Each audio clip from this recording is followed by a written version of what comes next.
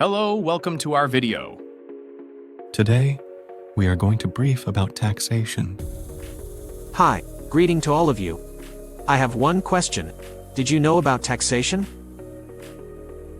Tax is a mandatory payment or charge collected by local, state, and national governments from individuals or businesses to cover the costs of general government services, goods, and activities.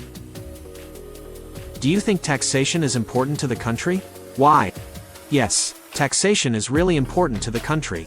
It is because taxes are one of the instruments of income and revenue for the country to be used by government in administrating, managing, and for spending on developing the country.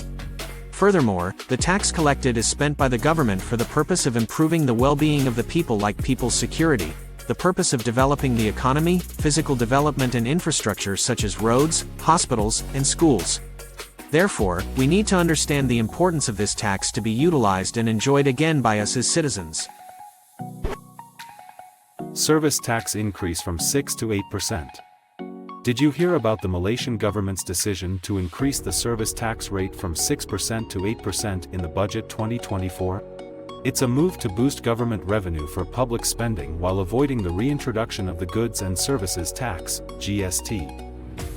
Why did they decide to raise the service tax?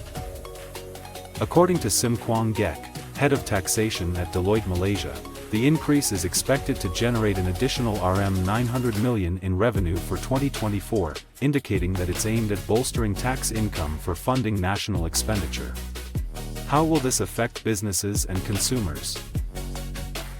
A tax consulting organization has warned that the increased service tax rates will likely result in greater costs for both consumers and businesses, indicating that the increase in service tax will affect them through increased operational expenditures and higher pricing for goods and services.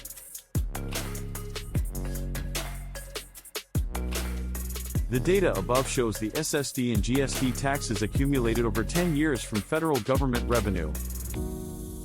In 2015, the GST began in April with a cumulative value of 27 billion ringgit.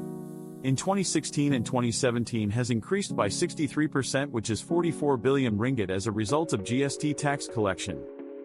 But in 2018, GST collection revenue decreased by 42%, which is 25 billion ringgit because the Malaysian government abolished GST and switched to SST in June. Next, we go to the SST.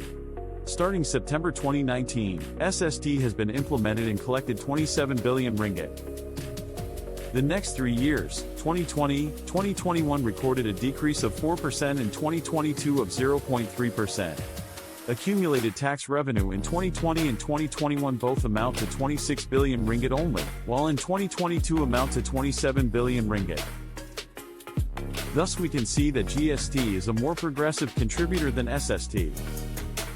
Tax contributed 12.5% in June 2023 to Malaysians' GDP.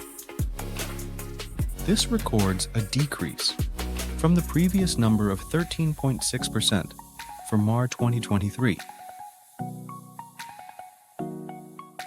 Malaysia tax revenue is updated quarterly.